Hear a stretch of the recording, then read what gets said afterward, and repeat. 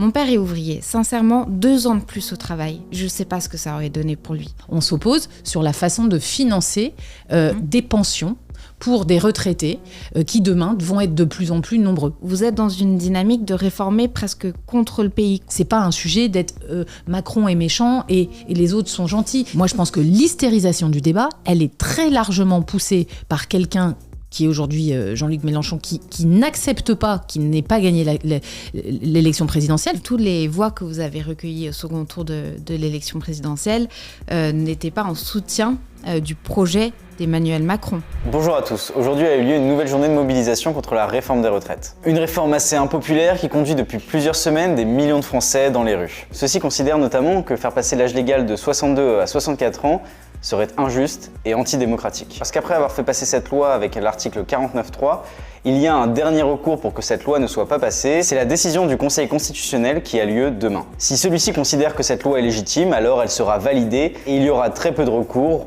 pour qu'elle soit invalidée. Seule la pression populaire pourrait faire reculer le gouvernement. Parce que le gouvernement, lui, considère que sa réforme est juste et légitime. Pour lui, il est d'ailleurs urgent de la faire, notamment pour la bonne santé économique de notre pays. Alors, pour comprendre les enjeux de cette réforme, on a organisé un débat. D'un côté, Claire Lejeune, militante écologiste, chercheuse et chroniqueuse sur Backseat, qui est opposée à cette réforme. De l'autre, Violette Spilbou, députée de la 9e circonscription du Nord et porte-parole du parti présidentiel à l'Assemblée. Elle défend la réforme. Je vous laisse avec la vidéo, n'hésitez pas à donner votre avis en commentaire. Si cette vidéo vous a plu, laissez un j'aime et pensez bien à vous abonner, c'est super important pour nous soutenir. Bonne vidéo. Il faut réformer les retraites. Vrai. Vrai. On ne travaille pas assez longtemps en France. Faux. Vrai. Bonjour, je m'appelle Violette Spilbou, je suis députée de la 9e circonscription du Nord, c'est Lille, dans le Grand Lille, avec quelques autres communes, et je suis membre de la commission des affaires culturelles et éducation à l'Assemblée nationale. Il ne faut pas toucher à l'âge minimum de départ à la retraite. Faux. Vrai. La réforme pensée par le gouvernement est délétère. Vrai. Faux. Bonjour, je suis Claire Lejeune, je suis militante écologiste et également chercheuse en théorie politique et je suis également co-responsable du département planification écologique de l'Institut de la Boétie. Il n'y a pas d'autre moyen que de toucher à l'âge légal de départ pour réformer les retraites. Faux. Faux. Le gouvernement a eu raison d'appliquer le 49.3. Faux. Vrai. Le gouvernement ne respecte pas les classes les plus fragiles. Vrai. Faux. Le gouvernement ne peut pas faire autrement. Faux. Faux. Les gens ont raison de faire grève sur cette réforme. Vrai. Vrai. Le gouvernement va céder sur cette réforme. Vrai. Faux. Je peux changer d'avis sur ce sujet. Vrai. Sinon, on vient pas un débat. Vrai.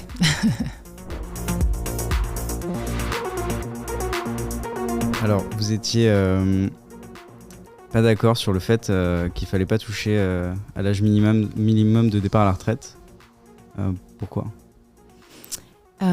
Parce que on peut aussi avoir une revendication dans le cadre d'une économie qu'il faut repenser intégralement. Si on prend au sérieux la question écologique, on peut aussi mettre sur la table le débat sur la réduction du temps de travail et du coup envisager qu'en fait le recul progressif de l'âge de départ à la retraite, c'est des formes de régression sociale et qu'on peut renouer avec l'histoire du progrès social qui est celui de notre pays et envisager de remettre la retraite à 60 ans. Et c'est pas une aberration économique de dire ça, c'est totalement quelque chose qui est possible et qui est nécessaire si on est sérieux lorsqu'on dit que la transition écologique, elle va impliquer une forme de rupture avec le productivisme qui implique une forme de rupture aussi avec cette idée qu'il faudrait sans cesse travailler plus longtemps au détriment de la santé des travailleurs et des travailleuses et au détriment de la planète également.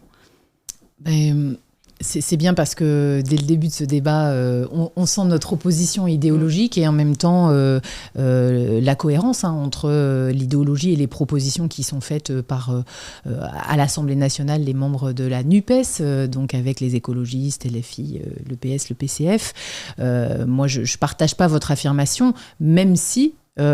sur un constat complètement déconnecté des réalités économiques, je pourrais être d'accord sur le fait qu'il est mieux de ne travailler moins longtemps et de ne pas allonger le départ à la retraite. C'est assez facile, effectivement, de dire revenons tous à 60 ans.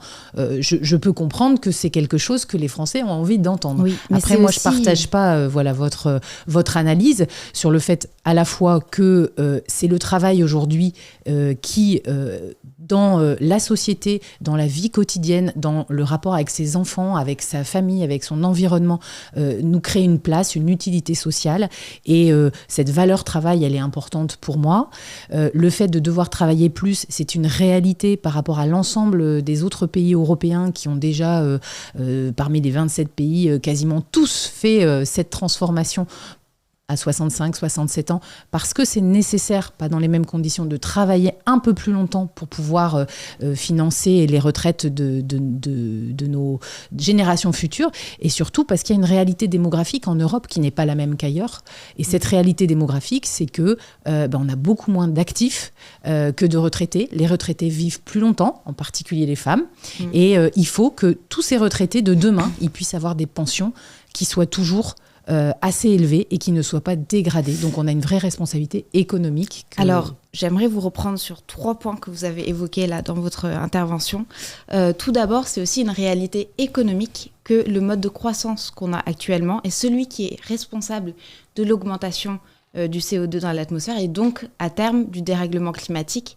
Et moi, je fais partie de celles qui refusent, à contrario de notre ministre Christophe Béchu, de renoncer à une trajectoire qui permet de garantir une planète viable. Donc je refuse un scénario à 4 degrés. Je pense qu'on peut faire bien mieux que ça, mais ça implique d'aller au fond des choses.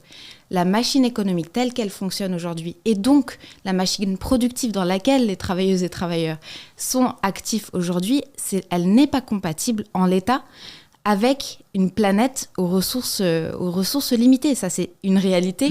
On peut appeler ça une réalité économique. Je la partage. Donc, c'est aussi votre rôle en tant que responsable politique de mener le débat jusqu'à ce point-là, pas de rester dans une réalité économique, mais au sens très restreint, économiciste en fait, qui est dans le seul cadre du néolibéralisme. Parce que ça me mène à un second point que je voulais soulever. Là, le narratif que vous défendez, c'est que en fait, il faut réformer le système des retraites par répartition, que d'ailleurs, à la dernière réforme, vous étiez bien heureux de balayer en mettant la retraite par points. Donc, vous n'avez pas historiquement été attaché à ce système par répartition qui met justement les solidarités au cœur du projet. Et vous dites que c'est en fait absolument nécessaire de le réformer pour sauver ce système par répartition. Déjà, le corps nous dit qu'il n'y a pas du tout de dynamique non contrôlée des dépenses, de la dette à ce niveau-là. Donc, ce n'est pas du tout une nécessité. C'est une nécessité que vous inventez narrativement, mais en fait, elle n'est pas du tout avérée par l'organisme indépendant qui est censé justement nous donner les indications à nous tous, acteurs du débat public, sur l'état de notre système par retraite. Donc déjà, ça c'est faux. Et puis si on regarde un peu plus la feuille de route que la France a soumise à la Commission européenne, on trouve la mention de la réforme du système des retraites pour justifier donc une maîtrise des dépenses publiques et justifier aussi une baisse des impôts. Donc typiquement la série de baisses des impôts de production comme la CVAE qui a coûté 8 milliards contribuables. Donc la vraie raison du maintien envers et contre tout, envers la démocratie parlementaire, envers la démocratie populaire dans ce pays, de cette réforme des retraites, c'est ça, c'est une trajectoire austéritaire. Et moi, j'aimerais juste un tout petit peu de sincérité dans le débat, parce que c'est ça la vraie raison, et les éléments de langage qu'on vous donne en disant « oui, il faut que vous disiez que c'est pour sauver le système, pour que ma génération, par exemple, ait une retraite », c'est faux. C'est factuellement faux, et la raison pour laquelle je pense qu'il y a aussi toute cette défiance qui s'est construite envers le gouvernement, c'est aussi cette sensation que les arguments utilisés ne sont pas sincères et qu'il y a vraiment une forme de mensonge qui est organisé aussi. Enfin, je suis désolée d'utiliser ce terme-là, mais je suis assez attachée. Vous pouvez être désolée. Je suis assez attachée à la sincérité des arguments qu'on utilise, et j'estime que vraiment cet argument du sauvetage du système par répartition que vous utilisez n'est pas honnête. Et juste, je termine. Le dernier point que je voulais aborder, c'est la question de la valeur travail. Moi, je pense que le débat, il serait plus intéressant si aussi on se posait la question de l'utilité sociale des activités économiques et extra-économiques qui sont menées dans le pays. Est-ce que vous estimez qu'une personne retraitée, elle est inutile ? Les bénévoles dans nos associations, ils sont inutiles. Les personnes âgées qui, du coup, une fois retraitées, prennent soin de leurs petits-enfants, c'est inutile socialement. Peut-être que ça ne s'inscrit pas dans le compteur du PIB, mais c'est ça qui fait que notre société, elle tient. C'est ça qui fait qu'on arrive à rester une société unie où il y a aussi, vous pouvez parler de la valeur travail, mais il y a aussi la valeur de nos associations, des familles qui peuvent ainsi maintenir des liens de qualité. Enfin, il y a tout ça. Je veux dire, si on réduit le débat à ce seul angle économiciste, je pense qu'on manque une grosse partie de ce qui fait la vie sociale et la vie politique et la vie tout court dans notre pays. Bon, alors effectivement, on est loin d'avoir les mêmes points de vue. D'abord, moi, je trouve ça un peu regrettable d'avoir le côté caricatural. Il y a un narratif, il y a des éléments de langage, il n'y a pas de sincérité. C'est-à-dire qu'en fait, vous avez un interlocuteur, une interlocutrice en face de vous, et au bout de quelques minutes, pour moi, c'est un langage de mépris. Parce que moi, je suis authentique, je suis mère de famille, j'habite à Lille, j'ai travaillé dans une mairie à la SNCF, et aujourd'hui, je suis députée. Je n'étais pas à l'origine ni des sujets de la retraite à points, ni de l'ensemble des réformes des retraites précédentes. Et aujourd'hui, je m'intéresse à la réforme des retraites comme une députée en responsabilité et je travaille sur le sujet pour me forger mon opinion. Donc, je pense que quand on veut avoir un débat sincère, il faut déjà respecter la sincérité. Moi, je ne mets pas en cause ni vos compétences d'universitaire, ni de professeur. Chacun a son rôle aujourd'hui dans le débat. Alors, je vais terminer. Vous avez évoqué beaucoup de sujets qui sont très intéressants parce que quelque part, ce sujet de la réforme des retraites, et vous avez raison là-dessus, il vient interpeller toutes nos croyances fondamentales. En fait, c'est pas seulement le sujet des retraites. Moi, quand j'étais à ma permanence, tous les lundis matins, j'ai une permanence dans les différentes mairies de ma circonscription. Je reçois des gens qui sont pour ou contre le gouvernement, pour ou contre la réforme des retraites, mais qui avaient tous des questions assez personnelles sur leur situation. Et en fait, ce qui ressort beaucoup, c'est le sujet des conditions de travail, du travail dans la vie, du travail dans la société, de cette valeur. Pareil, que vous avez évoqué de façon un peu caricaturale, quelqu'un qui est bénévole n'aurait pas de valeur pour nous, on ne pense qu'au PIB. Enfin voilà, je suis une grande capitaliste. Pourquoi caricatural ? Mais enfin, parce que c'est l'opposé de ce que je pense. Donc voilà, je vais pas répondre là-dessus. Je pense que c'est pas ça le débat. Donc ça interpelle effectivement notre conception de la société, notre rapport au monde et à l'environnement. Et vous avez ramené ça au début au sujet de l'écologie. Je vais y revenir. Et donc à la globalité d'une pensée politique. Aujourd'hui, notre débat, c'est sur la réforme des retraites. Donc effectivement, je ne suis pas censée aujourd'hui vous parler de comment je conçois le retour au plein emploi et à moins de chômage, comment je conçois l'action sociale et les politiques de logement, mais on pourrait parler de tous les sujets de la politique parce qu'on s'oppose sur la façon de financer des pensions pour des retraités qui, demain, vont être de plus en plus nombreux. Donc, quelque part, ça pourrait être sur la façon de financer plein d'autres choses. Nous, on considère aujourd'hui que le système des retraites doit être à l'équilibre. Ça, c'est une grande différence aussi avec certains de nos opposants qui estiment que c'est autre chose qui devrait financer les retraites. Doit être à l'équilibre entre ceux qui cotisent aujourd'hui et ceux qui ont des pensions.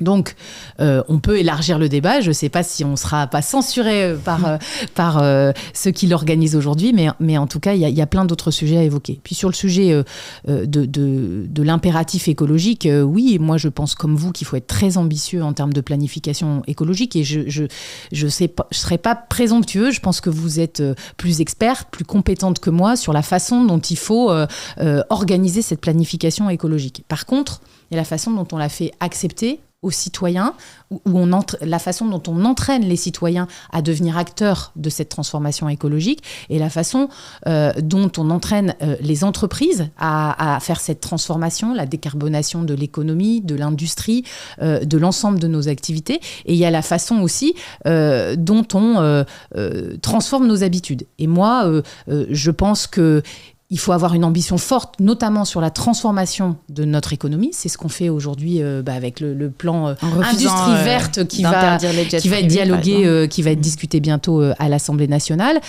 C'est ce qu'on fait aussi dans les villes, dans une ville comme Lille, dans plein d'autres grandes villes où il y a un travail énorme de mutation des mobilités, de passer à plus de transports en commun, de permettre aux citoyens de consommer moins, de dépenser moins d'énergie. Mais tout ça, il faut que l'ensemble de la population et l'ensemble du travail se transforme. Ça prend du temps, et même s'il y a urgence, je pense que d'aller au frontal, à la radicalité, comme on le voit aujourd'hui avec une partie des personnes qui travaillent avec vous, eh bien, on se heurte à finalement quelque chose qui ne suit pas et quelque chose qui ne sera pas efficace à la fin. Donc voilà, moi je pense que le sujet des retraites est le sujet des retraites.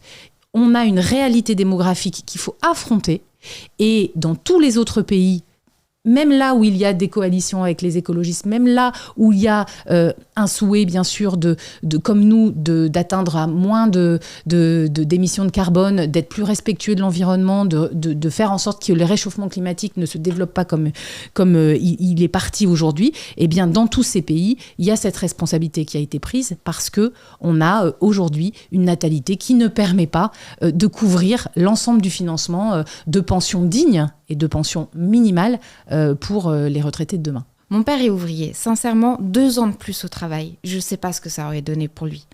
Vraiment, c'est physiquement qu'on le voit. Et c'est de ça qu'on parle. C'est la pénibilité, bien sûr. C'est les corps. Alors, la pénibilité, justement. Vous savez qu'en 2019, le C2P, il n'y a eu que 2771 demandes qui ont été validées, tellement c'est pas viable, ce système. Ça fonctionnait pas bien, donc c'est pour ça qu'il faut que ce soit réformé. Vous savez qu'en 2019, Macron a supprimé 4 critères de pénibilité, et pas des petits critères. C'était l'exposition aux agents chimiques, c'était la porte de charges lourdes, les 2 autres, je les ai plus en tête. Vous savez d'où ça vient, hein, ça vient de la réforme d'avant. Oui, mais c'est vous qui l'avez fait. Non, mais c'est une application de la réforme d'avant. C'est vous qui emportez la responsabilité. Je m'adresse à vous en tant que responsable politique d'un mouvement, de porte-parole d'un mouvement politique. Donc voilà, c'est la vie. Et donc, c'est de ça qu'on parle. Donc, si vous voulez, on peut parler de plein de petits aménagements, mais le cœur du sujet, c'est vous allez obliger des gens qui déjà souffrent au travail, sont déjà cassés mentalement et physiquement. Pas tout le monde, madame. Travailler. Pas tout le monde est cassé. Mais voilà, en fait, vous avez une description du travail aussi, comme si on était tous aux travaux forcés. On a le sujet des personnes. Alors, laissez-moi terminer. C'est pour ça que le critère de l'âge légal est le plus injuste. Parce que justement, il y a une diversité incroyable de situations qui fait que si vous faites une mesure qui en fait s'applique de manière homogène à tout le monde, vous créez des injustices incroyables. Et c'est pour ça qu'il y avait l'argument de dire en fait il y a beaucoup d'autres moyens et l'âge légal c'est justement le moyen le plus injuste de toucher au système des retraites. Et il y avait d'autres moyens. Si le corps avait conclu qu'effectivement, il fallait impérativement, nécessairement et très urgemment réformer le système des retraites, en fait, on a plein de moyens en mettant à contribution les hauts revenus, en arrêtant cette baisse des dépenses publiques constantes. On avait plein de moyens aussi en ayant une véritable politique d'emploi pour les seniors et les femmes, donc en augmentant la part des cotisations sociales. Du coup, on aurait pu imaginer plein d'autres moyens de financer. Là-dessus, on se rejoint. Pourquoi avoir choisi ce critère de l'âge? En plus, on a beaucoup entendu aussi l'argument, en fait, on vit plus longtemps, donc on peut travailler plus longtemps. Déjà, c'est pareil, la phrase « on vit plus longtemps », elle est extrêmement généralisante pour des situations qui sont extrêmement disparates. Vous avez aujourd'hui des gens qui meurent avant d'arriver à l'âge de la retraite, et ça existe. Et il y a une étude qui a été faite, et le recul de 2 ans, ça provoquerait, et je fais pas du tout de raccourci ni rien, mais statistiquement, ça fait 4000 personnes en plus qui meurent avant d'arriver à l'âge de la retraite. Donc, c'est juste pour ancrer le débat dans le caractère concret de ce que ça va représenter pour la vie des gens, en fait. Et pas de tous les gens, parce qu'effectivement, les situations sont disparates, mais c'est bien de ça qu'on qu'on parle, en fait. Et là, le recul que vous introduisez de l'âge de la retraite, il va plus vite que les gains qu'on a en espérance de vie. Donc, en fait, même cet argument-là ne tient pas vraiment. Mais vous évoquez les autres moyens de financer les pensions des retraités, puisque c'est ça notre sujet majeur. Je crois que là, j'y suis bien revenue plusieurs fois. C'est bien de faire en sorte de préserver les pensions, de ne pas avoir, comme il y a dans certains scénarios, si on ne faisait rien, une baisse de 25% des pensions des retraités, de l'ensemble des retraités, les plus fragiles, les moins fragiles, 25% de baisse d'ici 10 ans dans notre système des retraites. Eh bien, nous n'avons pas choisi effectivement de baisser les pensions de retraités. Nous n'avons pas choisi non plus d'augmenter les taxes et les impôts. Vous parlez d'emploi, je crois que je suis d'accord avec vous sur une chose, c'est que plus il y a d'emplois, plus il y a de recettes pour l'État, puisqu'il y a des cotisations sociales. Et je crois que le meilleur exemple de la réussite sur l'emploi, c'est ce que nous on fait et ce qu'Emmanuel Macron fait depuis 2017. Parce qu'aujourd'hui, on est à 7,3% de taux de chômage. On est le pays qui crée le plus d'emplois aujourd'hui, des nouveaux emplois, des emplois industriels avec une revitalisation des territoires, une réimplantation de plein d'acteurs économiques en France. Parce qu'on est un pays qui, même s'il est encore très taxé, et dans les plus taxés d'Europe, redevient attractif et dans lequel on recrée massivement des emplois. Et donc, quand on arrive à 7,4% de taux de chômage, on est proche des 5, des 4%. Nous, ce qu'on veut, c'est vraiment aller vers le plein emploi, que chacun trouve sa place dans la société. Et forcément, plus il y a de gens qui travaillent, plus il y a des recettes pour le système des retraites et pour pouvoir financer les retraites demain. Mais les propositions alternatives qui ont été débattues largement, alors pas beaucoup à l'Assemblée, plus à l'extérieur de l'Assemblée et au Sénat, c'est de taxer plus. Vous parlez de taxer des hauts revenus, de taxer le patrimoine, de taxer les entreprises, beaucoup les entreprises. Pour la NUPES, c'est les entreprises qui doivent être taxées. Autant moi je partage une chose avec certaines propositions de la NUPES, c'est que les très hauts profits, les super profits, il faut qu'il y ait une redistribution beaucoup plus importante pour les salariés qui produisent cette ressource. Et donc, il y a plein de choses qui, moi, me choquent aujourd'hui. Et je pense que c'est vraiment un sujet qu'on doit ouvrir là, dans les mois à venir très sérieusement avec la majorité présidentielle. Et je le dis. Mais taxer plus largement les entreprises, les PME, les TPE qui sont déjà aujourd'hui dans les plus taxés en Europe, ça pose un problème de compétitivité. Et ça veut dire que demain, c'est nos entreprises qui vont faire faillite, qui vont déposer le bilan, qui auront moins de salariés, moins d'emplois, parce que ça sera des Allemands, des Anglais, des Espagnols qui auront obtenu un marché ou parce que eux, ils auront une taxation moins importante. Donc ça, c'est notre responsabilité. On est le pays le plus attractif. On est le pays où l'inflation est la plus maîtrisée aujourd'hui dans la crise mondiale et européenne que nous vivons. Et donc, c'est vraiment des choix politiques. Et vous avez raison. Il y a d'autres. C'est pour ça que j'ai répondu oui à la question. Il y a d'autres moyens de financer les pensions des retraités. Mais nous, ces moyens-là, on n'en veut pas. Taxer plus ou baisser les pensions, c'est pas notre choix politique. Donc, vous admettez bien que ce choix de repousser l'âge de la retraite, c'est bien dans une optique de compétitivité économique, finalement. C'est de maintien des emplois et de maintien de l'attractivité de la France. Et c'est très important, parce qu'aujourd'hui, le chômage, c'est ce qui crée le plus de dépression, d'anxiété et de dégâts dans les familles et dans la vie. Oui. Et donc, et la réforme que vous avez ce qui est le plus important, c'est effectivement pouvoir travailler et trouver sa place dans la société. Elle accentue aujourd'hui la difficulté des personnes qui sont au chômage.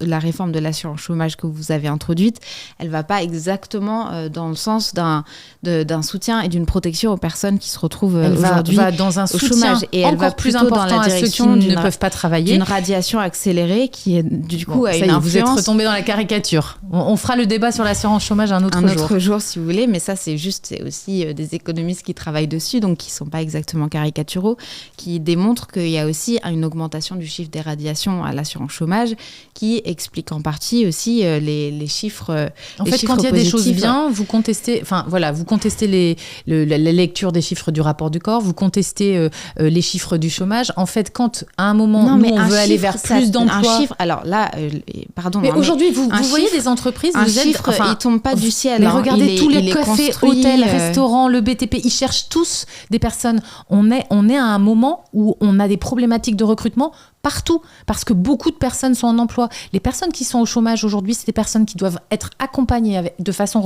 encore plus renforcée. Alors peut-être déjà, je voudrais vraiment revenir, pardon, ça me tient à cœur, sur cette question de la sincérité du débat et préciser que c'est aucunement envers vous en tant que personne que j'ai ces propos-là. C'est en fait, vous êtes une responsable politique en tant que députée d'un mouvement politique. Vous endossez la responsabilité de ce que ce mouvement politique a fait, y compris sur la réforme précédente du système des retraites. Donc la cohérence entre ce que vous avez porté sur la précédente réforme et ce que vous prétendez porter sur celle-ci, c'est une question que je suis en droit de vous poser à vous en tant que responsable politique. Et la raison pour laquelle j'ai évoqué ces mots, et j'en suis désolée si ils ont pu vous paraître blessants ou durs, c'est que, en fait, le processus démocratique par lequel vous avez choisi en responsabilité de mener le débat sur la réforme des retraites ou le non-débat sur la réforme des retraites et de le pousser jusqu'au bout, j'ai un passage quasi en force pour le faire valider. C'est une vraie question et c'est une vraie question parce que ça explique en grande partie l'immense crise qu'on est en train de vivre aujourd'hui, parce qu'il faut bien restituer nos propos. On vit une crise politique et institutionnelle majeure avec une défiance politique qui, si tout cela n'arrive pas à déboucher sur quelque chose où on en sort par le haut, et moi je pense que la seule solution c'est le retrait de cette réforme des retraites, j'ai extrêmement peur de ce que ça va créer, de ce que ça va générer comme défiance politique immense dans le pays. Et en fait, toute la question de l'incompatibilité entre ce que vous dites de l'État, du système par répartition, et ce que dit le corps, donc encore une fois, un organisme indépendant, c'est pas moi qui le dis ni rien, c'est une vraie question et je pense que vous devriez pouvoir y répondre.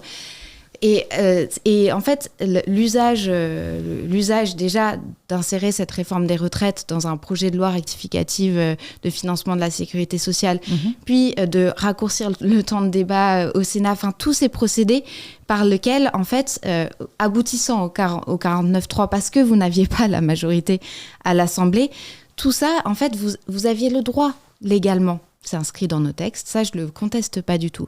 Par contre, quand on est en responsabilité politique, on doit être en mesure de faire la différence entre ce qu'on a effectivement formellement le droit de faire et ce qu'on ne devrait pas s'octroyer le droit de faire, parce qu'il y a une situation de tension dans le pays que par l'usage d'outils qui, oui, ça a été perçu comme extrêmement violent, le 49.3.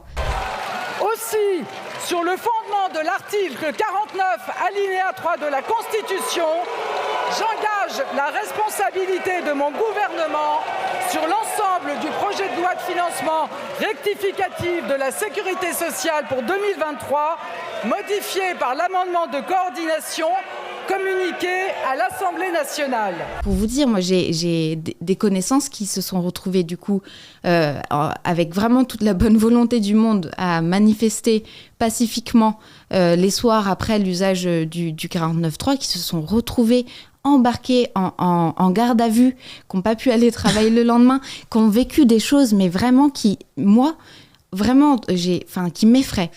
Et pour vous dire, alors très sincèrement, je suis extrêmement inquiète de l'état de notre débat démocratique, de la direction dans laquelle ce gouvernement entraîne nos institutions. Et pour quelque chose, en fait, c'est ça que moi, je saisis pas. C'est qu'il y a pas de nécessité impérative économique de pousser jusqu'au bout cette réforme. Par contre, le coût politique de ce que vous êtes en train de faire, il est immense.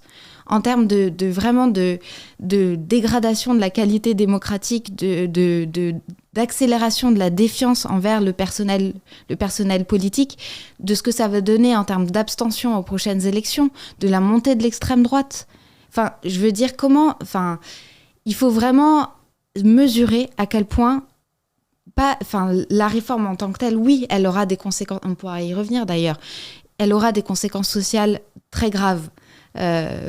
Notamment pour les femmes et notamment pour les travailleurs les plus précaires.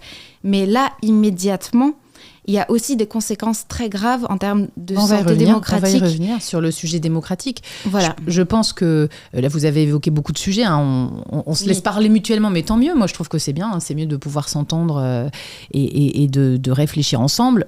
Vous avez évoqué le sujet du processus démocratique choisi pour débattre du sujet de la réforme des retraites, le sujet de la défiance en politique et le sujet de la violence.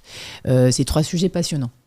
Le premier, vous avez raison, choisir un PLFSS rectificatif. Donc déjà, moi, tout ça, j'ai appris. Je suis nouvelle députée. Je vous assure que quand on vient de la société civile, même si moi, j'avais un engagement politique municipal avant, on ne connaît pas tout le détail du fonctionnement parlementaire, des 49.3 pour les budgets, des 49.3 pour le PLFSS. Et oui, c'est un choix C'est pas le fonctionnement normal. C'est pas le fonctionnement normal. Le PLFSS. Alors, le projet de loi de finances de la sécurité sociale rectificatif. Voilà. Et donc, tout ça, moi, je l'apprends comme un autre citoyen au fur et à mesure. C'est d'ailleurs très intéressant parce qu'on voit que tous ces termes nous éloignent beaucoup aussi des citoyens dans les échanges qu'on peut avoir. Le fait d'avoir fait ce choix pour une réforme des retraites, c'est la première fois qu'il est fait pour pouvoir permettre éventuellement, s'il n'y avait pas une majorité, d'avoir un 49.3. C'est aussi, ça veut dire que cette réforme des retraites, il y a eu un choix du gouvernement de n'en aborder que le sujet globalement financier de l'équilibre financement, puisque c'est un projet de loi de finances.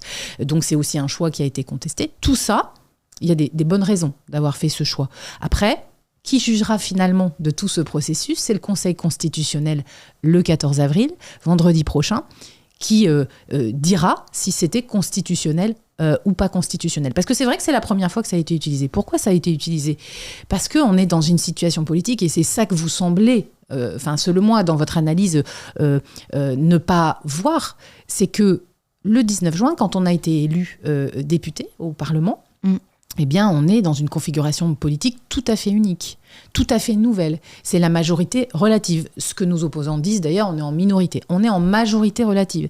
Ça veut dire qu'aujourd'hui, tout seuls, les députés de la majorité présidentielle, donc Renaissance, Horizon, Modem, ne peuvent pas faire voter une loi. Et donc, ils ont besoin d'alliances, soit avec les LR, c'est ce qu'on dit le plus souvent, notamment sur le sujet des retraites, soit avec le Parti socialiste, ça a été le cas par exemple sur la loi sur les moyens de la police, soit avec d'autres, les indépendants, et pour nous, soit avec les écologistes, dans des cas qui auraient pu être les énergies renouvelables, où les écologistes l'ont finalement pas voté.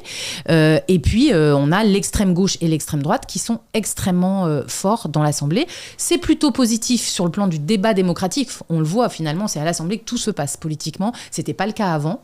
Donc le fait qu'il y ait beaucoup plus de débats, c'est beaucoup plus intéressant. C'est aussi une expression de l'ensemble de la voix des Français. Et donc, je pense que pour les habitants, pour les Français, en tout cas moi c'est ce qui me revient quand je suis sur le terrain à Lille, c'est que c'est beaucoup plus passionnant ce qui se passe à l'Assemblée nationale qu'avant.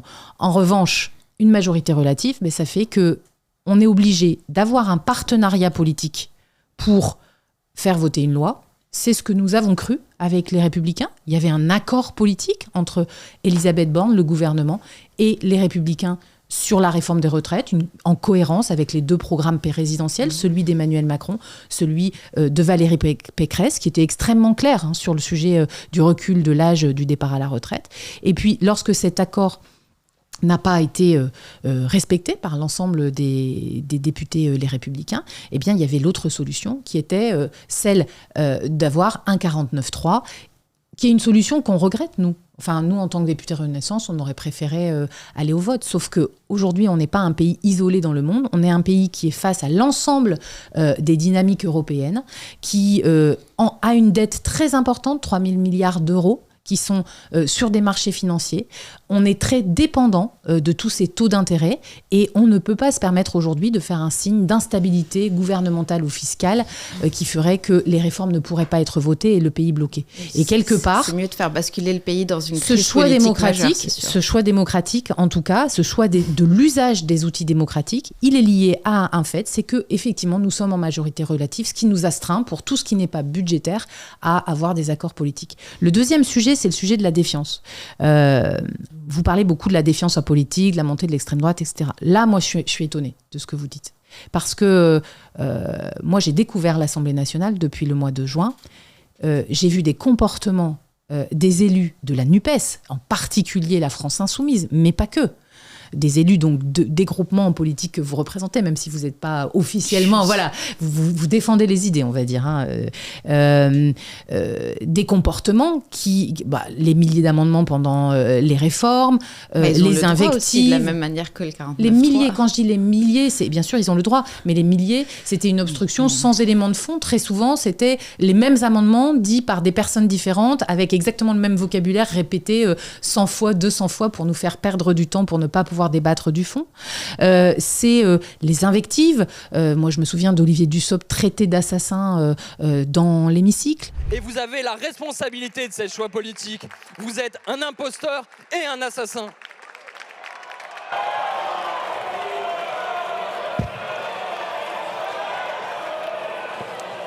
Chers collègues, alors... Chers collègues, ne hurlez pas. J'ai entendu. Ne hurlez pas. Je suspends 2 minutes. Je me souviens aussi de ce bras comportement de Torma Dupond-Moretti, Potes. ça passe pas. Maintenant, il n'y a pas un bras d'honneur, il y en a 2, mais accompagnés de paroles à chaque fois, qui sont...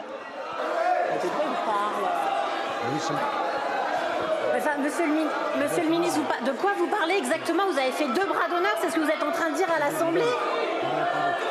Non, mais moi, je vous parle, vous pourrez me parler des membres du gouvernement. Moi, je vous parle de députés qui vous me parlez de la défiance en politique. Oui. Moi, je suis vraiment atterrée de voir à quel point l'encouragement de certaines violences, même par des élus de la NUPES, ou la non-dénonciation de violences envers des élus, envers des permanences, ce qui s'est passé dans l'Assemblée nationale, encourage la défiance envers le personnel politique et la chose politique. Donc moi, je pense qu'il y a une responsabilité de l'ensemble des élus qui dérapent, quel que soit leur bord politique. Mais je pense que plus que jamais, on a besoin d'incarner un respect des institutions. Et il ne faut pas se cacher. La NUPES, elle est drivée derrière qui? Un gourou qui est Jean-Luc Mélenchon, que vous avez d'ailleurs rejoint. Et Jean-Luc Mélenchon, il veut mettre à bas la Ve République, il ne cache pas son projet, et il veut une 6e République qui change tout le fonctionnement, et il veut le chaos dans le pays. Donc dire que c'est nous, avec la façon dont on aborde cette réforme des retraites, on a fait des erreurs, hein, moi j'en ai fait aussi, hein, dans la façon dont on a expliqué les choses, le sens, etc. Mais je pense que c'est caricaturer un moment de la démocratie qui est extrêmement particulier et difficile pour gouverner la France, qui est une majorité relative. Et dernière chose, le sujet du rapport du corps. Moi, je l'ai lu, hein, le rapport du corps, comme vous, j'imagine, et j'ai lu la synthèse. Et cette synthèse, elle est extrêmement claire. Dans tous les scénarios du corps, quel que soit le niveau d'inflation, de chômage, etc., on a un régime de retraite qui est déficitaire. Globalement, c'est dans 10 ans 150 milliards d'euros. On ne pourra pas financer les retraites de nos aînés. Ça veut dire que c'est des pensions qui baisseront. Vous avez un autre programme, hein, celui de soit d'augmenter les impôts, soit d'augmenter les cotisations des salariés. Il y a plein d'autres façons de financer un déficit. Je suis d'accord avec ça. Mais nous, aujourd'hui, on estime effectivement que s'aligner sur les autres pays européens sur la durée du travail, c'est une mesure qui est nécessaire, une mesure d'effort, et qui est d'ailleurs le sens de l'ensemble des réformes des retraites, y compris celle de Madame Touraine de gauche qui l'avait portée en 2014. Alors déjà, pour revenir avec ce sur quoi vous avez terminé, le rapport du corps, sa conclusion, c'est qu'aucun de ces scénarios ne permet de conclure à une dynamique non contrôlée des dépenses concernant le système des retraites. On n'a pas lu les mêmes pages alors. Moi j'ai lu l'introduction, vous la conclusion, c'est ça? C'est textuellement ce qui a écrit dans le rapport du corps. Donc en fait, encore une fois, vous pouvez effectivement parler des dépenses publiques en général, parce que c'est ça que vous essayez de Non, des dépenses du système de retraite, je oui, bien. Je sais bien, mais la manière dont vous avez évoqué la réforme du système des retraites dans la feuille de route que vous avez délivrée à la Commission européenne pointe bien que ça s'inscrit dans une logique d'austérité budgétaire. De bonne gestion du pays, je dirais plutôt. On peut appeler ça aussi austérité budgétaire lorsqu'on voit aussi les conséquences sociales que ça a sur nos services publics, etc. Donc en fait, mon argument tient toujours. Hein. Le rapport du corps en l'état ne vous permet pas de conclure à une dynamique non contrôlée des dépenses. sur le système des retraites. Donc, encore une fois, cet argument-là... En fait, pour vous, ça veut dire qu'en fait, dans le rapport du corps, quand vous le lisez qu'en fait, il y a suffisamment d'actifs qui cotisent pour payer les pensions des retraités et que tout va bien, qu'il ne faut rien changer. Ou alors qu'il faut même réduire à 60 ans l'âge du départ à la retraite. Vous voulez bien me concéder quand même qu'il y a une espèce de décalage entre la phrase du corps, donc pas de dynamique non contrôlée. Non, mais vous faites un extrait. Lisez l'ensemble du rapport du corps. Vous savez très bien que la synthèse du rapport du corps, la page 11... Il a été lu même par des personnes plus capables que nous, qui sont économistes, Michael Zemmour, d'autres économistes d'ailleurs, beaucoup d'économistes qui ont soutenu Macron d'ailleurs jusqu'à maintenant, et qui maintenant commencent à dire cette réforme, elle est pas impérativement nécessaire dans l'immédiat. Pourquoi la pousser jusqu'au bout et créer cette crise politique autour de quelque chose qui n'est pas nécessaire, même si on prend votre argument économique. Donc, je veux dire, je me fais juste le relais de personnes qui, moi, je l'ai lu. Après, je peux vous dire, j'ai pas une formation d'économiste. Je le lis avec les outils que j'ai moi. Aussi, pareil. Par contre, je me base sur aussi ce que des experts et des économistes peuvent dire. Oui, mais il faut faire attention. Vous savez bien qu'il y a plein d'experts aussi qui sont devenus des militants politiques et qui mélangent parfois leurs casquettes. On le voit en ce moment dans l'analyse du Conseil constitutionnel. Et donc, je pense que c'est important de faire la différence entre... Il y a même des économistes qui étaient militants à vos côtés et qui disent à peu près la même chose. Donc, je veux dire, il y a un moment, je vous laisse terminer. Voilà. Donc, en fait, cet argument sur la viabilité du financement, il est pas bon, et notamment parce que, en termes de sources de financement, on pourrait ouvrir ce débat-là. C'était un choix. Oui. C'était un choix de plutôt utiliser le recul de l'âge de la retraite, qui est, et c'est pointé par tous les syndicats, et on n'en a pas encore parlé, mais Front syndical uni depuis le début. On ne sait pas encore ce qu'a donné, je ne sais pas, je crois que ça ne s'est pas très bien passé. Et sans surprise, mais vous voyez bien qu'on a un souci là. Un front syndical uni pendant des mois. Là, on va être à la 11e journée de mobilisation demain, et une espèce de fin de non-recevoir de la part du gouvernement. Et c'est là où j'en reviens au sujet démocratique. Et moi, j'entends que l'élection législative a donné une majorité relative, et ça oblige à de fonctionner différemment. Et Macron lui-même l'a dit. Il a dit qu'il a eu des expressions qui laissaient entendre qu'il avait compris le contexte politique dans lequel il avait été élu. Il a lui-même été élu une nouvelle fois contre l'extrême droite. Donc ça veut dire qu'il y a des nombreux électeurs de gauche, j'en fais partie, qui ont donné leur voix à Emmanuel Macron, parce qu'on saisit le risque historique de cette montée de l'extrême droite et le risque terrible pour nos institutions, pour notre République, que consisterait la venue au pouvoir de l'extrême droite. Un risque que parfois on a l'impression que, du côté de votre camp, j'ai l'impression qu'on perd en fait ce sens historique du risque de l'extrême droite. Mais attendez, laissez-moi terminer. Donc, il a eu plusieurs expressions qui laissaient entendre qu'il allait gouverner différemment, parce qu'il avait saisi que les équilibres politiques avaient bougé, qu'il y avait 3 blocs, etc. Mais la manière dont a été amenée effectivement cette réforme des retraites et l'intransigeance avec laquelle vous la menez dit exactement le contraire. En fait, d'une part, vous dites que vous avez compris la situation dans laquelle vous êtes, que ça change les choses, et d'autre part, vous passez en force par tous les instruments légaux que vous pouvez utiliser contre un front syndical uni, contre une vaste majorité de l'opinion, contre, du coup, l'Assemblée aussi, parce que la raison pour laquelle vous avez été obligé d'utiliser le 49.3, c'est bien que vous n'aviez pas cette majorité. Donc, en fait, je veux dire, comment vous pouvez penser pouvoir continuer à gouverner de manière sereine et apaisée dans un pays où vous avez créé cette crise politique? Et je veux dire, il y avait plein de portes de sortie. Ça s'est vu historiquement sur le CPE. Des responsables politiques, ça ne veut pas dire qu'en fait, ils avaient changé d'avis sur la nécessité de leur réforme ou autre. Ça veut dire qu'en responsabilité, ils se sont dit, en fait, le coût et la défiance populaire que cette réforme crée, c'est un coup trop fort par rapport à la réforme qui a mené. Et moi, ce qui m'inquiète aussi dans la manière dont les choses se passent aujourd'hui, c'est qu'on a la sensation que vous êtes dans une dynamique de réformer presque contre le pays, quoi. Enfin, de réformer envers et contre le peuple. Enfin, et c'est inquiétant en démocratie. Et pour aboutir sur un dernier sujet que vous avez évoqué, cette question de la violence et du débat qu'on a actuellement, qui est extrêmement tendu sur aussi ce qui s'est passé à Sainte-Soline, etc. Moi, encore une fois, j'ai vraiment des moments où je suis, en tant que citoyenne, même au-delà de mes engagements intellectuels et militants, inquiète. La une du JDD de Darmanin, avec cette expression de terrorisme intellectuel, mais c'est un drame, c'est vraiment dramatique. Et c'est irresponsable. Parce que ce mot terrorisme, il est très lourd. Il est très lourd pour notre pays. Il est lourd de sens. Il implique aussi des moyens politiques, législatifs, humains qu'on déploie pour contrer le terrorisme.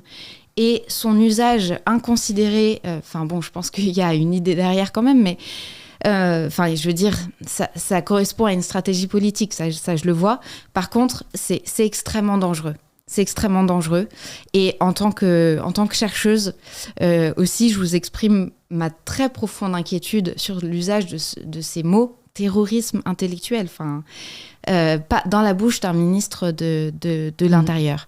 Et je vais m'arrêter là, je voulais vous laisser répondre sur ces points-là, si ça vous va.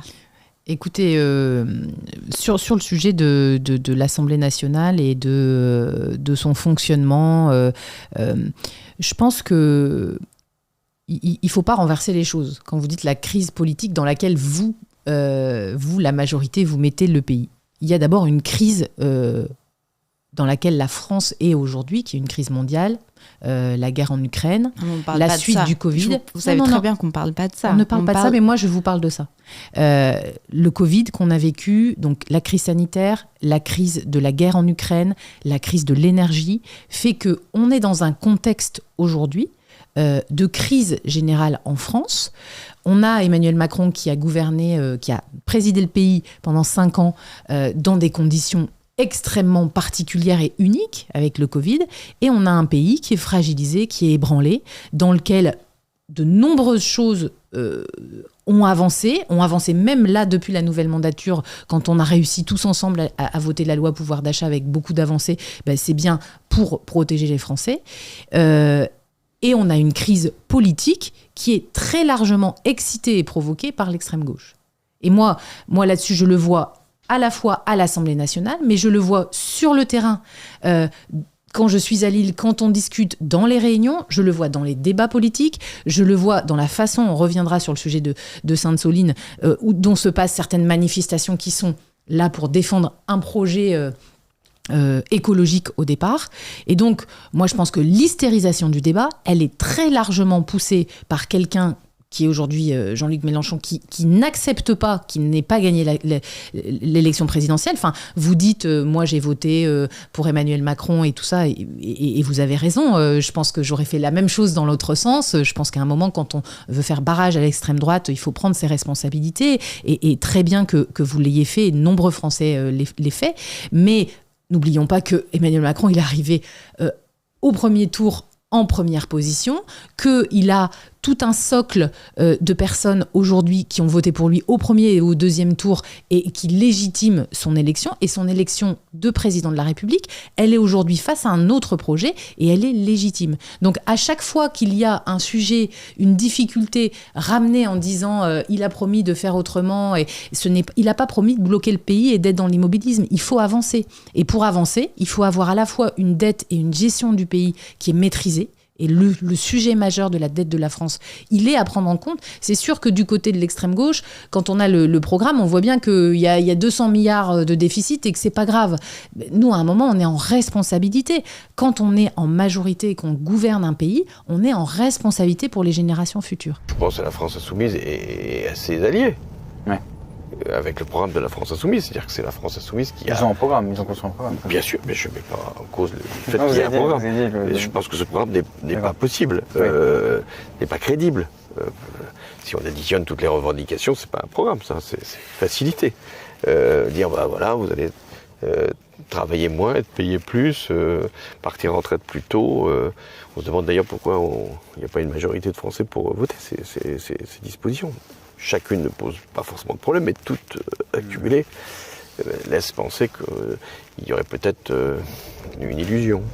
Et puis, l'hystérisation du débat, elle est liée aussi justement à cette violence, à cette haine contre les institutions, contre le pouvoir politique, qui est en permanence mise en scène et qui justement fait qu'aujourd'hui, les gens manifestent presque même plus pour les retraites.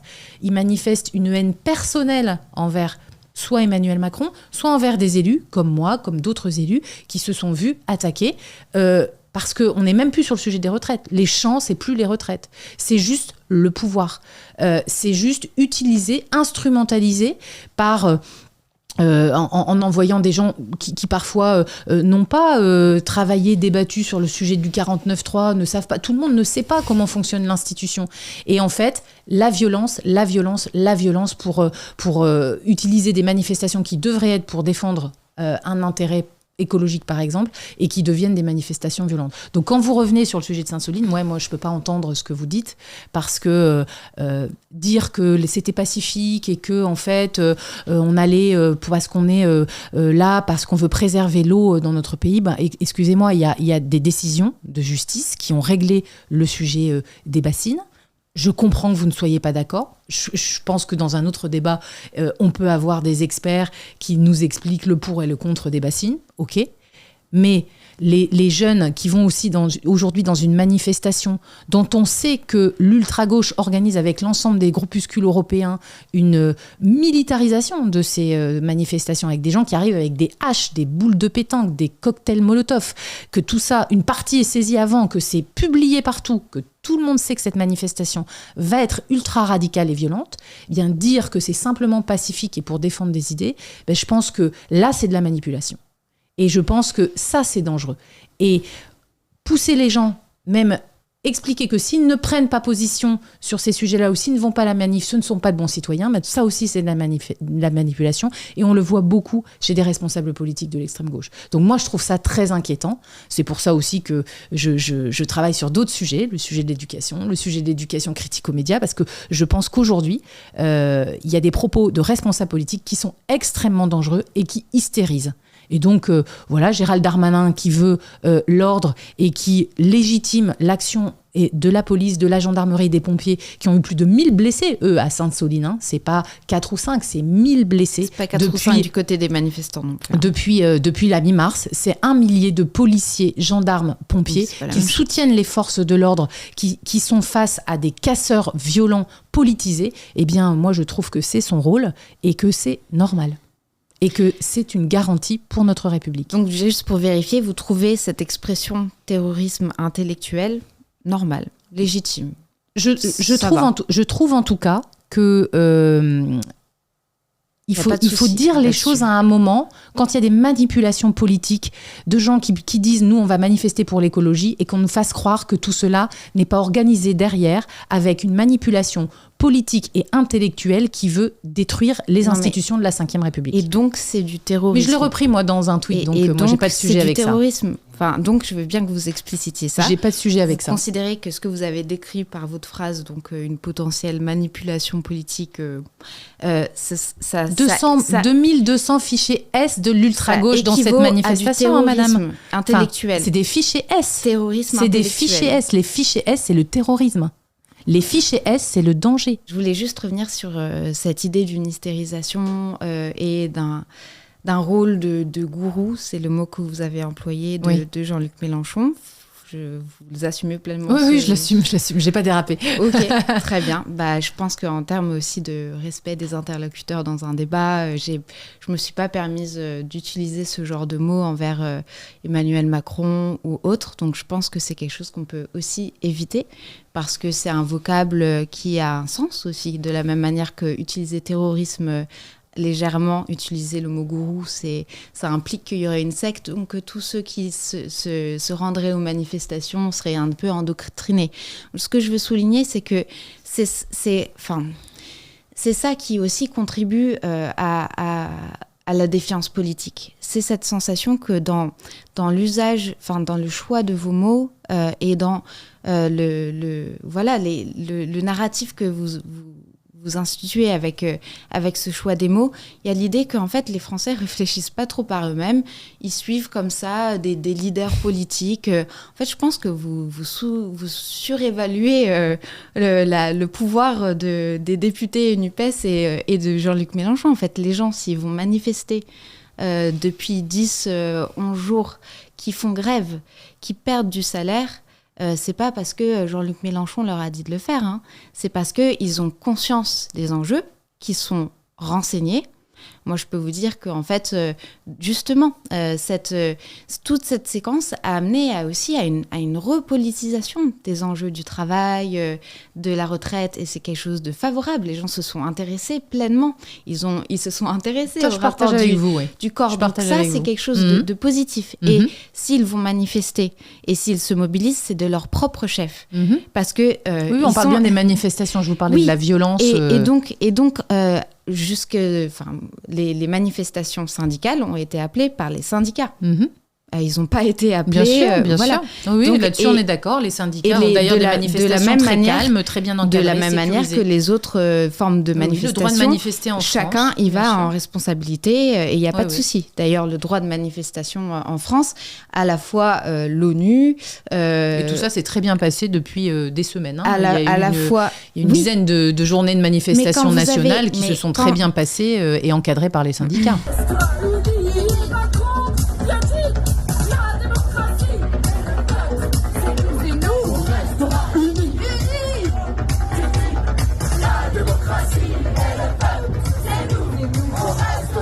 Quand vous avez effectivement une mobilisation qui se passe très bien, qui se passe comme elle est prévue dans notre démocratie sociale, où on a un rôle pour les syndicats, mais que ça débouche sur rien. Oui, mais on parle bien de manifestations autorisées. Elles se passaient bien parce qu'elles étaient autorisées. Oui, mais le but d'une manifestation que vous avez évoquée, Sainte-Soline, il faut me laisser terminer. Mais vous avez... Il faut me laisser terminer ma phrase parce que sinon on ne va pas réussir à débattre. Évoqué la violence dans une manifestation interdite. Il faut... Là, je parle des manifestations autorisées syndicales. Le but d'une manifestation, les syndicats se mobilisent, appellent à faire grève, etc., avec vraiment le coût que ça peut représenter pour les travailleuses et travailleurs dans un contexte d'inflation, etc. Ça, il faut le mesurer aussi. C'est pour obtenir quelque chose, c'est pour être entendu. On est d'accord là. Et donc, on a eu 10 jours, on a eu des journées de mobilisation et la sensation de ne pas du tout avoir été entendu. Là, c'est la première fois ce matin que les syndicats sont reçus depuis le 10 janvier. Tout à fait. À aucun moment, nos propositions alternatives de financement n'ont été prises au sérieux. Nous avons donc redit à la Première ministre qu'il ne saurait y avoir d'autre issue démocratique que le retrait du texte. La Première ministre a répondu qu'elle souhaitait maintenir son texte. Une décision grave. Cette réforme est refusée par la quasi-totalité de la population. Il faut la retirer. Nous en appelons à la sagesse du Conseil constitutionnel qui doit entendre la juste colère des travailleuses et des travailleurs. Merci. C'est forcément un échec quand la Première ministre ne fait aucune ouverture sur cette discussion. Donc, il faut concéder que là, on a un problème et que, bien sûr que... moi, je voudrais une transformation qui se passe dans l'ordre institutionnel. Je me suis présentée à des élections, je crois à tout ce processus-là. Et je m'adresse à vous aussi en tant que parlementaire. Je pense que vous avez un rôle immensément important aussi dans le fait de garantir la viabilité de nos institutions et c'est pour ça que ce débat aussi est intéressant parce qu'on a des vues très très opposées mais on est d'accord sur le fait que il faut des institutions pour réglementer, cadrer le processus de transformation sociale. Mais là où la machine s'est grippée, c'est lorsqu'il y a eu une rupture entre ce qu'essayait de faire entendre une majorité de Françaises et de Français par le biais de manifestations syndicales, par le biais de pétitions, par le biais de journées de grève, etc. Tout ça s'est heurté à une non-écoute et à une incapacité de prendre en compte ce qui était en train de se passer. Donc à partir de là, oui, il y a des formes de sortie de route que personne ne souhaite. Les violences, les blessés d'un côté et de l'autre, personne ne les souhaite et personne n'appelle à quoi que ce soit. Et, enfin, encore une fois, le terme manipulation, c'est de la même manière. Enfin, je pense qu'il faut essayer de... Vous savez, il y a des manifestations déclarées ou non déclarées. Vous regardez qui y a derrière et vous voyez bien. Vous voyez bien. Et vous voyez aussi les élus qui sont appelés à condamner certaines exactions et qui ne le font pas. Oui, mais en fait, là, depuis le 49.3, vous faites vraiment le tour des plateaux et la phrase qu'on entend, c'est « Est-ce que vous condamnez les violences ? Est-ce que vous condamnez les violences ?» Quand on légitime soi-même de violence, on attend que les autres soient condamnés. Oui, bien sûr, que l'ensemble des responsables politiques fassent un front commun pour le respect des institutions. Je n'ai pas dit que cette question n'est pas légitime. Je dis que ce n'est pas suffisant après des mois et des mois où on essaye par tous les moyens qui sont prévus par nos institutions de vous faire entendre la colère qui est en train de monter. Et les syndicats disent pas autre chose que ce que je suis en train de vous dire là. La colère qui est en train de monter, une fois que effectivement vous avez poussé le truc au bout par l'usage du 49.3 et que la colère se manifeste par des formes non comprises dans les règles de nos institutions, maintenant vous revenez faire le tour des plateaux en disant condamner les violences, les violences. Alors, je vais vous répondre là-dessus. D'abord, moi, je suis porte-parole, donc en fait, je fais les plateaux et la presse depuis que je suis élue députée et nommée porte-parole, donc il n'y a rien qui a changé. Je ne fais pas plus avant, après le 49.3. Voilà, j'ai un rythme qui fait qu'on répond et on explique nos convictions, chacun, et en général, ce sont des débats avec les opposants, donc tout ça me paraît plutôt bon pour le débat démocratique. Ensuite, quand vous évoquer le fait que la Première ministre reçoive aujourd'hui effectivement les syndicats en intersyndical pour la première fois depuis le 10 janvier, vous oubliez aussi un certain nombre d'autres éléments. Les autres éléments, c'est qu'il y a eu 5 mois de concertation des syndicats avec Olivier Dussopt et son équipe, que ce projet de loi qui a été présenté, si effectivement ils n'étaient pas d'accord sur le report de l'âge légal, il y avait plein de sujets déjà au sein de ce projet de loi, quand il a été présenté mi-janvier, qui tenaient compte des échanges avec les syndicats. Juste avant le projet de loi, il y a eu des échanges avec les groupes de la majorité et nous, notre groupe parlementaire Renaissance, par exemple, on a fait changer des choses dans le projet de loi. Il y avait la retraite minimum à 1 200 €, celle qui a fait beaucoup parler sur le sujet des chiffres, qui était prévue pour les nouveaux entrants en retraite et que nous avons, fait élargir à tous ceux qui étaient déjà en retraite aujourd'hui, pour qu'il puisse y avoir des revalorisations, ce qui est le cas dans la réforme aujourd'hui, pas aussi nombreuses qu'on pourrait le souhaiter, effectivement, mais beaucoup de retraités aujourd'hui qui ont des petites retraites et qui vont voir leur retraite revalorisée de 40 à 100 € selon les situations. Et puis, on a eu 175 heures de débat parlementaire. Et ce débat parlementaire, il s'est très mal passé à l'Assemblée nationale. Moi, j'y étais tout le temps. On a dû s'arrêter à l'article 2. Les milliers d'amendements identiques sans fond et déposés par la NUPS ont fait qu'on n'a pas pu avoir le débat. Il y a eu un vrai débat au Sénat, beaucoup plus nourri, beaucoup plus construit. Et on a quand même eu en commission mixte paritaire à la fin un certain nombre d'avancées qu'il ne faut pas oublier de raconter aux Français. Quand vous dites qu'il n'y a rien qui a bougé, ce n'est pas vrai. Ce qui a bougé, c'est les rachats de trimestres de stage, les jeunes qui sont en apprentissage de 14 à 16 ans, les TUC, ces fameux anciens emplois aidés qui n'existent plus aujourd'hui, mais pour lesquels les trimestres de retraite n'étaient pas pris en compte, ils sont pris en compte. Il y a eu les congés parentaux, les indemnités journalières. Vous parliez des femmes tout à l'heure, c'est un sujet sur lequel on est beaucoup de députés à s'être mobilisés. Donc, les manifestations, mais aussi les rendez-vous que nous, on a fait dans nos permanences avec les syndicats qui nous ont proposé des rendez-vous, moi j'en ai fait, ils ont servi à ça, à proposer des amendements, à nourrir le débat parlementaire. C'est quand même le fonctionnement. Quand il y a un cadre pour le débat qui est proposé, c'est à ce moment-là qu'il y a tous ces échanges. Moi, j'entends que les syndicats ont posé, et encore aujourd'hui, comme position, on va dire, liminaire pour un compromis. C'est un peu particulier quand on veut faire un compromis. On ne discute pas s'il n'y a pas l'abandon de l'âge légal. Donc c'est assez compliqué d'avoir un débat. Parce que quand vous mettez une condition de départ où l'autre doit céder et on s'arrête là, c'est difficile d'avancer des deux côtés. Donc c'est ça qui s'est passé aujourd'hui lors de cette intersyndical. Moi, je le regrette parce que quand j'ai rencontré, par exemple, les responsables de la CFDT Hauts-de-France à ma permanence, on a discuté longtemps sur le sujet de l'emploi des seniors parce que c'est un sujet particulier dans les Hauts-de-France, plus prégnant encore qu'ailleurs en France. Et on n'est pas bon en France par rapport aux autres pays européens. Mais on avait beaucoup de points de convergence, beaucoup de points d'amendement qu'on avait envie de porter ensemble, etc. Mais le fait de tout bloquer uniquement sur le sujet de l'âge, qui est donc finalement le sujet de la responsabilité financière, a fait aussi que ça a bloqué le débat. Donc, résumer à dire que la réforme des retraites est bloquée parce que nous, on veut rien entendre, je trouve que c'est hyper caricatural sur un sujet qui est complexe. Et sur un sujet où, certes, on aurait pu être meilleur, et je le dis, y compris nous qui avons porté les explications sur cette réforme, il y a eu des erreurs, dans les chiffres, il y a eu des sujets sur lesquels on n'a pas réussi à convaincre, le fait de devoir faire cet effort d'1 an et demi, 2 ans de plus, parce que, faut le dire, les femmes comme les hommes, aujourd'hui, ils partent à 64 ans en moyenne, en retraite.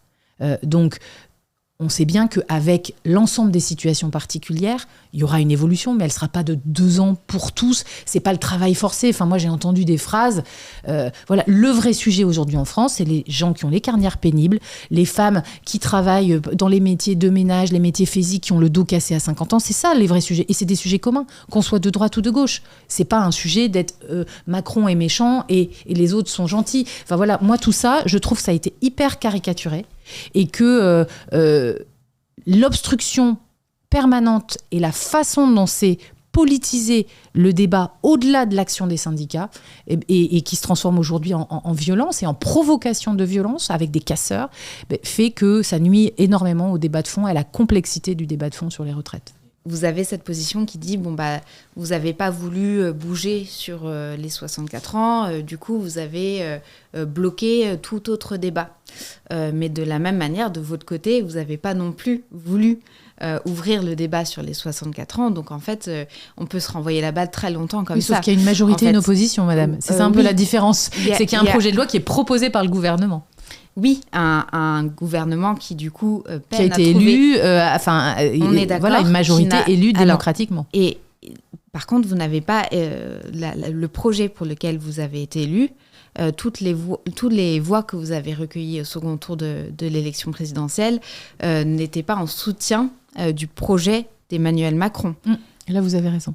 Par exemple, la mienne, entre des millions d'autres. Donc, en fait, il y a aussi un souci de ne pas saisir que vous êtes certes élu légitime démocratiquement et Macron a été élu, mais avec une position avec une obligation de tenir compte du fait que son projet politique n'a pas été plébiscité majoritairement dans le pays. Et la preuve en est, il y a une majorité de Françaises et de Français aujourd'hui qui s'opposent à cette réforme et qui s'opposent spécifiquement à la question des 64 ans. Parce que on peut ouvrir le débat sur toutes les choses que vous avez évoquées, mais si c'est dans un contexte où vous avez repoussé l'âge de 2 ans, c'est un peu des petits sparadraps qu'on met sur une blessure qui est en train de s'ouvrir encore plus. Ou du coup, est la nécessité absolue et impérative de faire maintenant cette réforme des retraites. Si vous avez...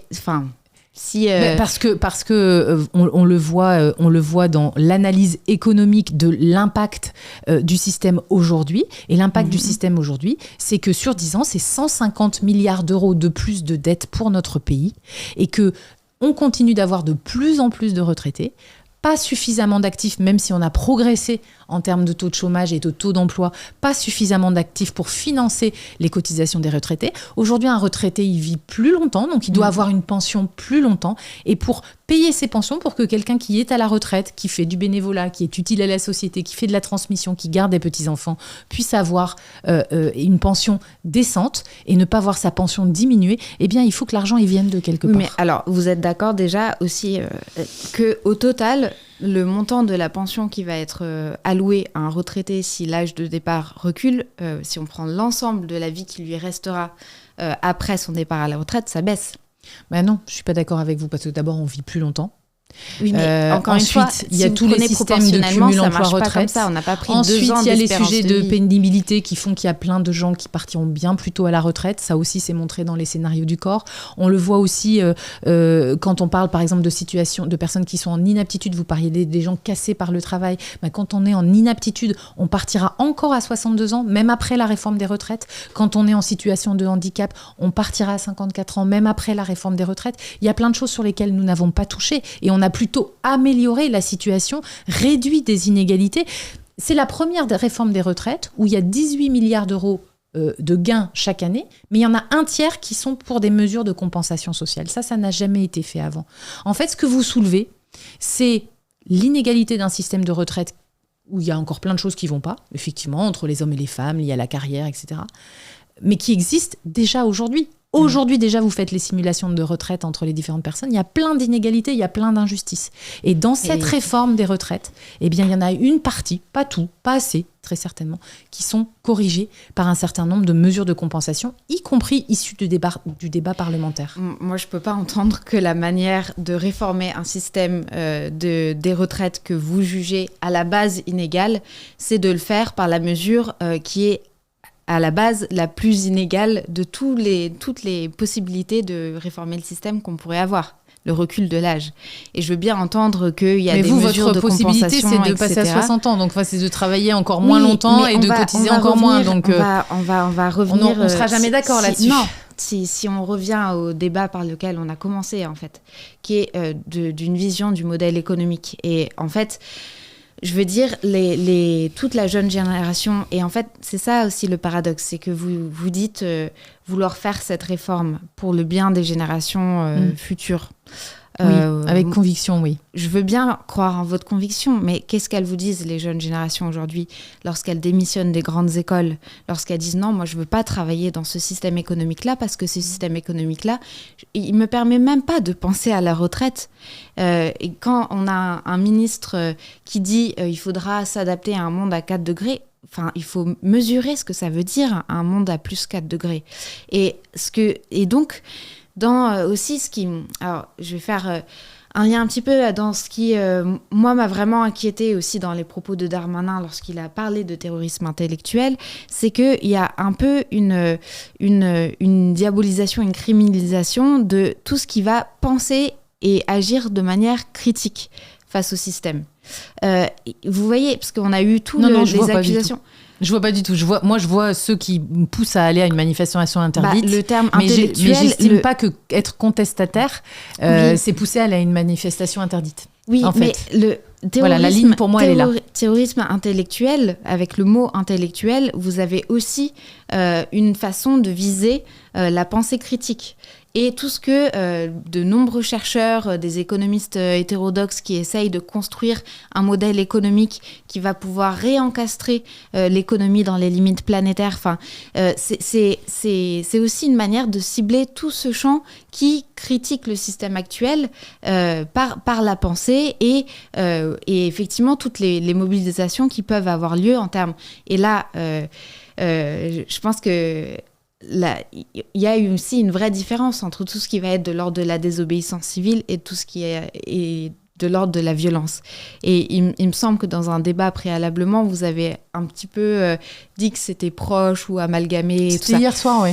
Moi, je m'en souviens très bien. Et effectivement, en fait, l'histoire, la racine de la désobéissance civile, c'est le pacifisme, c'est la non-violence. Ah oui, c'est ancré au cœur de la désobéissance civile. Donc, mais vous êtes historienne, chercheuse, et moi, je vois les choses. Et quand je vois les images de Sainte-Soline, quand je vois ces casseurs avec ces armes, ces haches, ces boules de pétanque, ces kalachnikovs, ces battes de baseball, pour dire qu'ils vont à une manifestation pacifiste et que les pacifistes y vont avec eux, Eh bien, moi, je pense que les parents de ces jeunes, ils devraient décourager ces jeunes d'aller à des manifestations ultra-violentes, politisées par l'extrême gauche. Pas les parents des mais si, personnes parce qu'aujourd'hui, les parents, ils sont 18 ans. Oui, mais si, parce que quand vous avez votre enfant qui est blessé, votre jeune, moi j'ai des jeunes qui est blessé dans une manifestation comme ça. Enfin, les laisser aller à une manifestation comme ça, moi, je trouve que c'est hyper dangereux. Et on est très loin de la désobéissance civile que vous prenez, du pacifisme. Aujourd'hui, c'est aller à une manifestation interdite parce qu'elle est dangereuse. Pourquoi une manifestation elle est interdite? Parce qu'elle est dangereuse. Parce que les organisateurs n'ont pas organisé la sécurité avec la préfecture et la police avant. Une situation dangereuse, elle est le résultat de plein de composantes. Et une des composantes de la caractéristique dangereuse de ce qui s'est passé à Sainte-Soline, c'est aussi qu'on avait des forces de l'ordre qui tiraient à partir de quad. En fait, il y a eu des choses. Les forces de l'ordre, quand elles dérapent, elles dérapent. Laissez-moi non, mais dites pas qu'elles tirent comme ça. Mais je pointe il y a eu des tirs. Fait, ok. Je pointe mais dans quel fait, contexte? Oui, mais je veux dire quand on représente la loi, quand on et représente qu'on est menacé, la République, qu'on est menacé, on reste dans l'ordre légal. On doit être. Il y a eu des actes, quelque chose de proportionné. Il y a eu des actes illégaux de la part. Mais moi, quand il y a quelque chose d'illégal, et d'ailleurs il y a 36 enquêtes de l'IGPN depuis le début du mois de mars, je pense que la main du gouvernement et de l'État n'a jamais tremblé là-dessus. Par contre, ils doivent répondre à des attaques et de façon proportionnée avec déontologie. Voilà, j'ai rien d'autre à dire. Ce débat, je vais vous laisser, si vous voulez, conclure assez rapidement l'une après l'autre, et puis voilà.